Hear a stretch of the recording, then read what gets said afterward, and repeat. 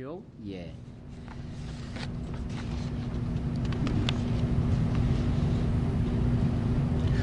어려서부터 하나님의 말씀을 음성을 듣고 또 하나님을 향한 신앙과 믿음의 삶을 쭉 살아왔던 선진들 중에 우리는 오늘 시편의 저자인 다윗을 빼놓을 수 없습니다.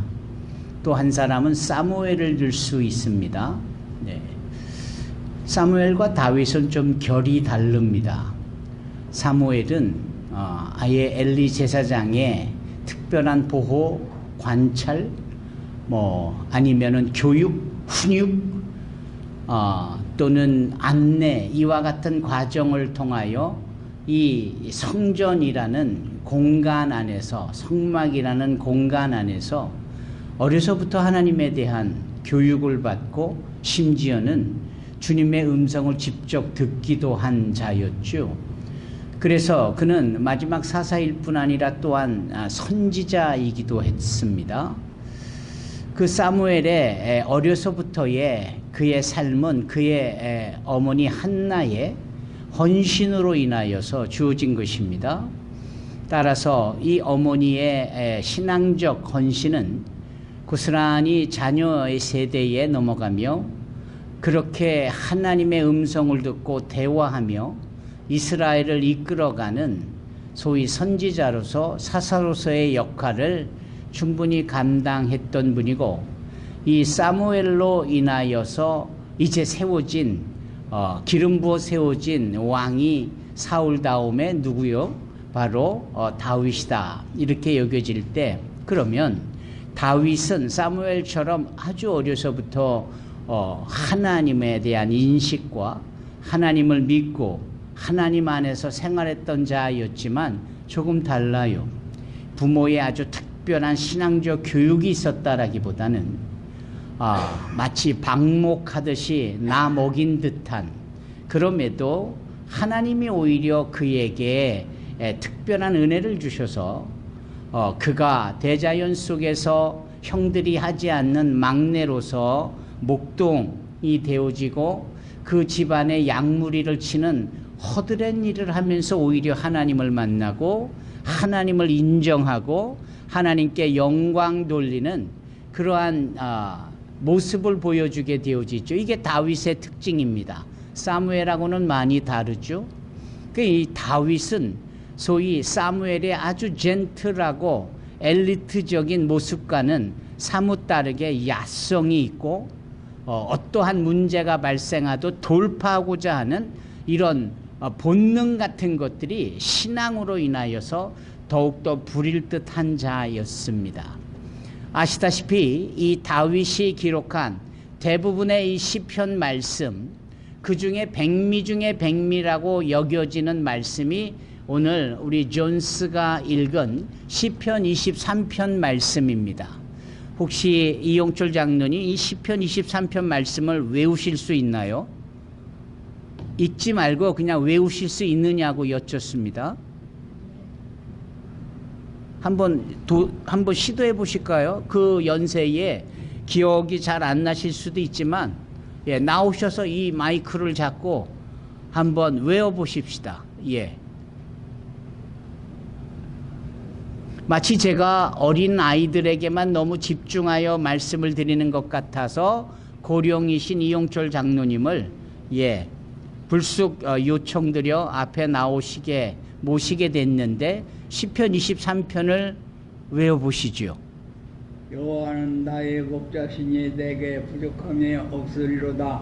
그가 나를 푸른 풀밭에 누이시며 쉴만한 물가로 인도하시는도다. 내가 사망의 골짜기로 다닐지라도 해를 들어가지 아니하고 주께서 나와 함께 하심이라.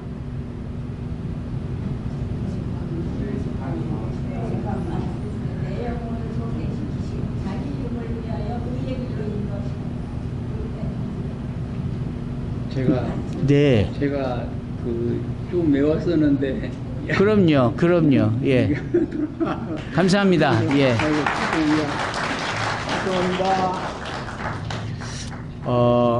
네. 앉아서야 누군 못합니까? 장로님 너무 감사하고요. 그분이 항상 당신의 이름을 위하여 우리에게 의의 길로 인도하시고 우리를 소생시키시는 분이세요. 아멘. 그래서 우리가 사망의 음침한 골짜기를 다닐지라도 두려워하지 않고 걱정이 없지요. 무엇보다도 하나님께서 당신의 그 목자로서의 표현되어진 내용 속에 지팡이와 막대기로 안위하여 주시고 지켜주시고 또 심지어는 원수의 목전에서 내게 상을 베푸시고 기름을 우리에게 부으시니까 그 기름이 차고 넘치며 심지어는 육적인 마실거리 음식에 이 잔도 차고 흘러 넘치는 오버플로우 되어지는 풍성함이 있게 되는 겁니다. 그래서 다윗은 고백합니다. 내가 여호와의 집에 영원히 거하리로다. 여러분, 이 시편 23편은 정말 모든 시편 호흡이 있는 자마다 여호와를 찬양하는 것이 얼마나 복된지에 이 핵심의 시편 150편 전체의 핵심이라고 보여지는 겁니다. 다윗이 이것을 기록했는데 정말 우리가 한 번 더 상기해 볼 것은 이 다윗이라는 자가 그의 인생 어느 분야에 어느 부분에 어떤 상황에서 이 시편 23편을 기록했을까라는 부분입니다. 시편 23편이 언제 어디서 분명 다윗에 의하여서 기록이 되어졌지만 언제 어디서 어떻게 기록이 되어져 있는지에 대한 내용은 없습니다. 그렇기 때문에 우리는 이렇게로 생각할 수 있는 겁니다. 다윗이 어떠한 순간에도 여전히 그의 시편 23편 1절로 6절의 고백은 한결같았겠고 항상 동일했었겠다. 아멘. 심지어 그가 어려서 목동으로서 형들은 아버지와 함께 집에 있을 때 홀로 그 광야에서 들판에서 양들을 치고 있을 때에 그의 입에서 흥얼거리던 습관과 같은 신앙 고백일 수도 있었겠다. 어느 날 느닷없이 아버지가 불러서 가보니 사무엘 선지자가 와 계신데 성령이 감동되어져 이 다윗에게 기름을 붓더니 장차 왕이 될 것이라 신탁해 주실 때에 기분이 좋아서 이 말씀을 고백할 수도 있었겠다. 그런데 웬걸 왕이 되기는커녕 사울에게 밉보여서 늘 죽음의 사지로 몰려다니면서 동굴 속에 숨고 이 저쪽 광야에 숨어 지내가는 피곤하고도 위험한 상황 속에 오히려 사지가 이 목까지 차고 올리는 절대절명의 순간에 오히려 시편 23편을 그의 입에서 고백할 수도 있었겠다. 마침내 그가 이 헤브론을 거쳐서 이 예루살렘에서 이 40년 동안에 왕의 역할을 하는 그 왕의 보좌에 앉고 그렇게 하나님의 말씀을 들으면서 치게 나가고 최강국의 이스라엘을 만들어가는 그 하이라이트 정점에서 그가 시편 23편을 고백할 수도 있었겠다. 어느 날 그가 너무 느슨한 가운데 자기의 장수들은 전쟁터에 나갔는데 혼자 성 담벼락에 난 길을 걸었다가 우연히도 목욕을 하고 있는 한 여인을 눈에 담고는 그만 실족해서 우리아의 그 아내인 밧세바와 동침하고 이 일로 인하여서 나단 선지자에게 호되게 꾸지람을 받는 그때의 그의 마음에 허기진 그의 영혼에 그 입을 열어 고백한 것이 시편 23편일 수도 있겠다. 무엇보다도 눈에 넘어도 안 아플 자기의 자식 중에 정말 멋들어진 압살롬, 그의 아들. 그런데 웬걸 이 압살롬이 칼을 빼고 쿠데타를 일으키고 아버지의 목에 칼을 들이매고 죽이겠고 자기가 왕이 되겠다라고 하는 이 기가 막힌 상황에서 그가 머리 묶을 새도 없이 산발을 하고 신발을 신을 새도 없이 맨발로 그 예루살렘을 떠나 울면서 도망치는 그 상황에서 그가 시편 23편을 고백할 수도 있었겠고 모든 것이 해결이 되어져서 그가 다시 왕위에 복귀하고 이제 하나님 앞에 제대로 된 신앙과 더불어 성전을 짓고자 하는 이 비전 캐스팅을 선포하는 그 상황에서 그가 시편 23편을 얼마든지 고백할 수도 있었겠다. 언제였을까? 우리는 모릅니다. 그러나 언제였든지 이 시편 23편은 다윗에게 있어서는 엄청난 신앙의 고백이고, 자신의 삶이 주님께로 이렇게 고쳐지고 교정되어질 수 있도록 하는 그의 위대한 신앙의 고백인 것은 분명합니다. 마치 사도 바울이 빌립보서 3장 14절의 말씀처럼 표대를 향하여 달려가는 그 자세, 자신의 마음을 그렇게 고치시켜 나가며 그리스도 예수 안에서 부어주실 하늘나라에서의 하나님의 상급을 기대하며 죽어라고 달려나가는 바로 이와 같은 마음처럼 다윗은 이 시편 23편을 읊조리고 고백할 때마다 그는 신앙을 다잡을 수 있었고, 신앙으로 그는 그의 삶을 교정할 수 있었겠습니다. 문제는 이것이지요. 문제라기보다 제가 던지는 질문인데요. 이 시편 23편에서 그래서 다윗이 뭐라고 그러는 거냐라는 겁니다. 한마디로 이런 고백이죠. 여호와는 나의 목자시다. 여러분들에도 동일한 고백이 나오기를 바랍니다. 병원에 누워 계시든 또는 어떠한 문제에 직면하여 어쩔 줄 몰라 하며 좌절 가운데 있든, 마음이 불편하든, 어떠한 도발적인 문제로 정말 끌어오르는 이 분노를 주체할 수 없는 그런 상황 가운데 있다 할지라도 딱 한마디, 여호와는 나의 목자시니 내가 부족함이 없으리로다. 이 고백이 다윗을 넘어 저와 여러분들의 고백이기를 바랍니다. 내가 하나님과의 관계가 이렇게 또렷하고 분명하면 문제가 없는 겁니다. 어쩌면 지난주에 정체성에 대하여 로마서 1장 1절, 4절, 5절 이 3절의 말씀으로 김용재 선교사가 주신 말씀과도 일맥상통하는 부분입니다. 우리의 정체성은 뭐 나의 피가 AB형이다, 내 성이 문씨다, 뭐 내 나이가 이 나이다, 뭐 이런 차원의 객관적인 내용을 가지고 말하는 자기가 누구인가에 대한 표현보다는 나를 향하신 하나님의 계획과 뜻으로 인하여 내가 누구이냐가 이 부분에 대한 고백이 분명한 겁니다. 이 고백을 하기 위해면 무엇보다도 하나님이 누구신지에 대한 우리의 고백이 우선되어야 할 줄로 믿습니다. 주님과의 관계, 그분은 나의 누구신가? 그분은 누구신데 나하고는 어떤 식인가? 여러분, 베드로와 요한이 그리고 무엇보다도 그건 나중 이야기고요. 베드로가 성령이 충만하여서 직가에 큰 거리에 나가서 예수의 부활하심에 대해서 말씀을 할 때 모든 사람의 가슴을 이렇게 핥히듯이 양심의 가책을 받아서 우리가 어찌할꼬라고 할 때 베드로가 뭐라고 고백을 합니까? 사도행전 2장에 너희가 각각 회개하고 주 예수를 믿어. 이 부분에 있어서 정말 중요한 단어가 있다면 회개도 중요하고 믿음도 중요하지만 각각이란 단어가 대단히 텐저블한 겁니다. 대단히 실체적인 거예요. 신앙생활에 있어서 그런 일반적인 고유명사나 대명사에 모두가 그렇게 싸잡아서 적용되어지는 그 우산 안에 있는 그 자체로 만족할 게 아니라 실체적으로 신앙에 적용이 있어야 되는데, 그런 점에서 베드로가 얘기한 것 중에 하나가 너희가 각각, 따라해 보십시다. 각각. 이건 정말 각각인 문제예요.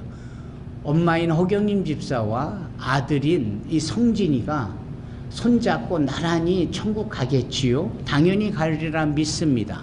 그러나 그것이 주어지기까지는 각각의 상황에 하나님의 적용이 있는 거예요. 엄마 찬스가 적용되어지지 않습니다. 내 귀한 아들이라고 내가 잘 믿고 대신 열심히 아들 목까지 믿는다고 해서 저절로 아들내미가 엄마 찬스로 천국에 갈 수 있는 거 아니다 말입니다. 각각인 거예요. 예. 다니엘, 욥, 에녹 이런 사람의 특징은 무엇입니까? 그 당시 최고의 의인이라고 여겨지는 분들이었어요. 그런데도 에스겔 선지자는 뭐라 합니까?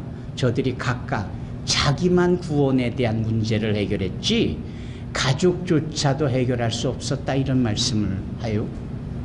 여러분, 다윗의 시편 923편은 다윗 스스로에 대한 고백입니다. 여호와는 우리의 목자시니, 뭐 이런 식의 표현이 아니었어요.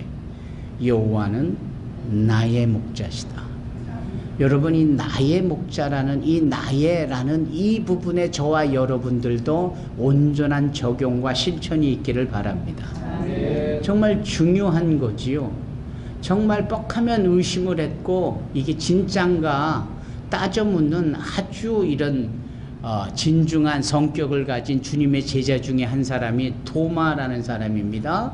디두모라고도까지 한 이 디두모라는 이 도마의 이름 속에는 진짠가 가짠가를 늘 캐묻고 하는 섬세한 성격이 담겨져 있는 의미가 바로 그런 이름이에요.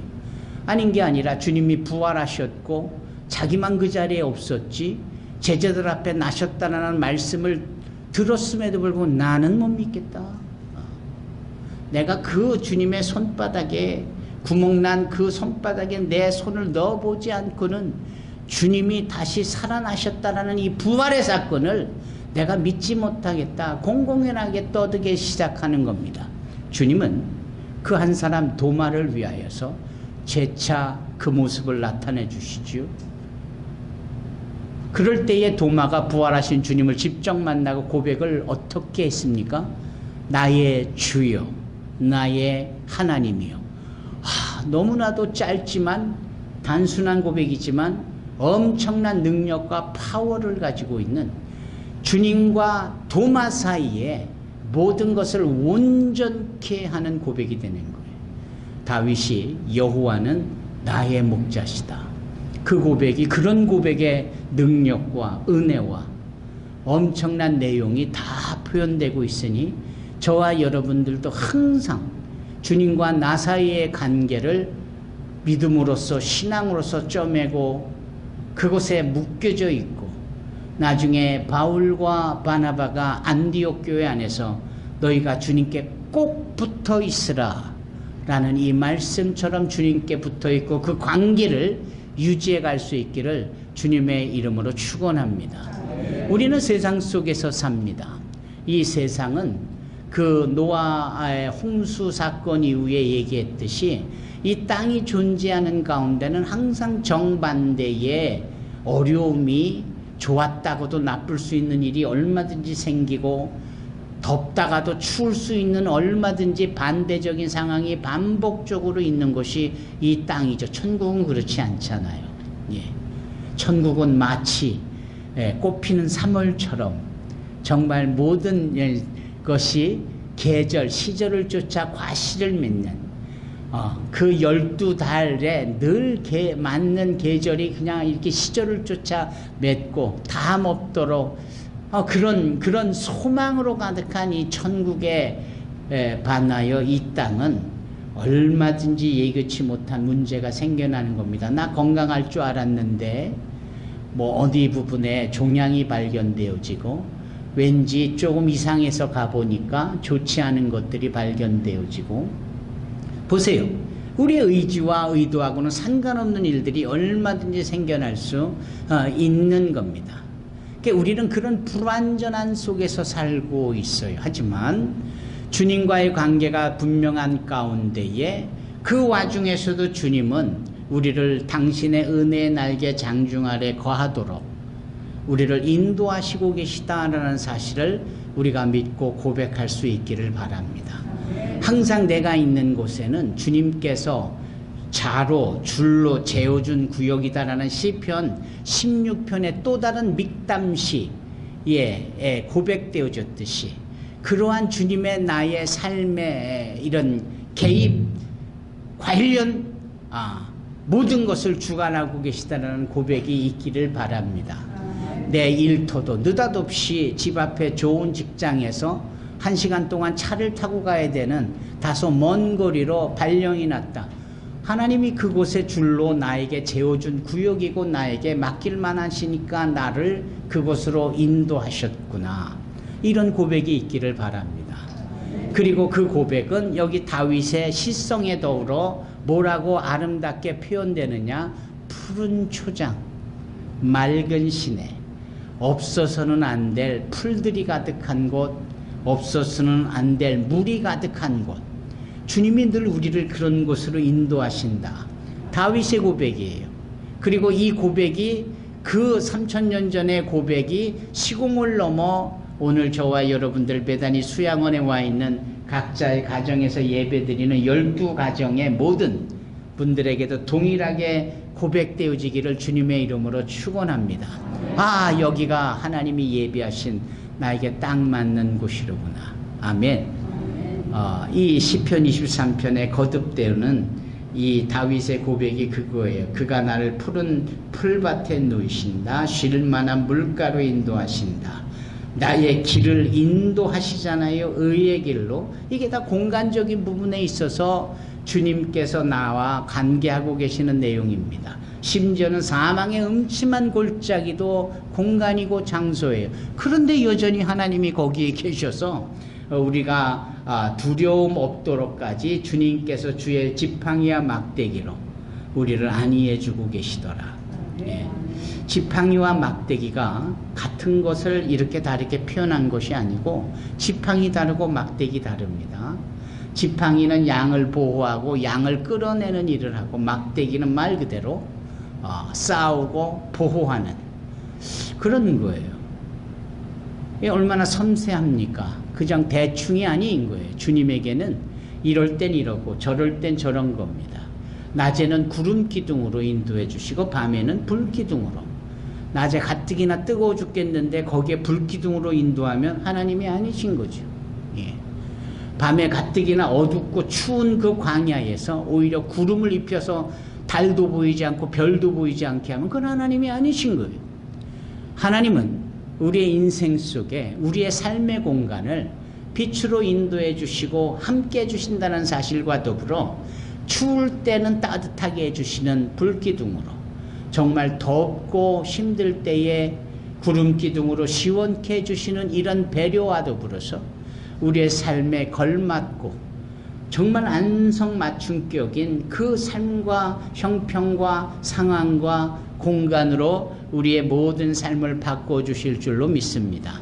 이 수양관에 나와서 함께 짧은 1박 2일이었지만 너무 은혜가 넘쳤고 너무 기분이 좋은 거예요. 정말 열심히 살아온 우리들에게 쉼을 허락하시고 그 쉼이 우리에게 레크레이션이 되어져서 이제 주님의 재창조와 같은 일을 우리의 마음에 능동적으로 긍정적으로 진취적으로 해나가면서 소위 저 사람들 어떻게 하면 좋습니까? 라고 우리가 주님보다도 앞서 몸과 관심과 상황 속에 그러한 문제 해결을 주님께 여쭐 수 있을 만한 그러한 영성의 회복이 있기를 주님의 이름으로 축원합니다.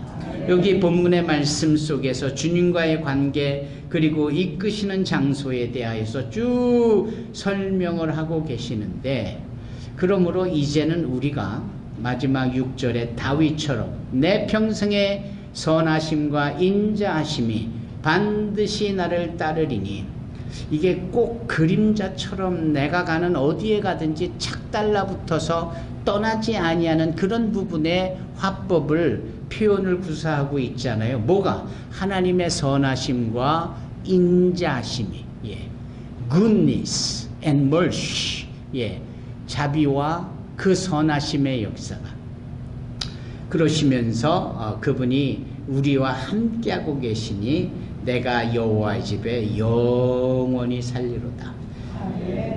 여호와는 나의 목자시니 내가 여호와의 집에 영원히 살리로다. 우리 좌우에 계신 분, 앞뒤에 계신 분 쳐다보면서 축복 겸 고백 겸 그렇게 고백하십시다. 여호와는 나의 목자시니 내가 여호와의 집에 영원히 살리로다.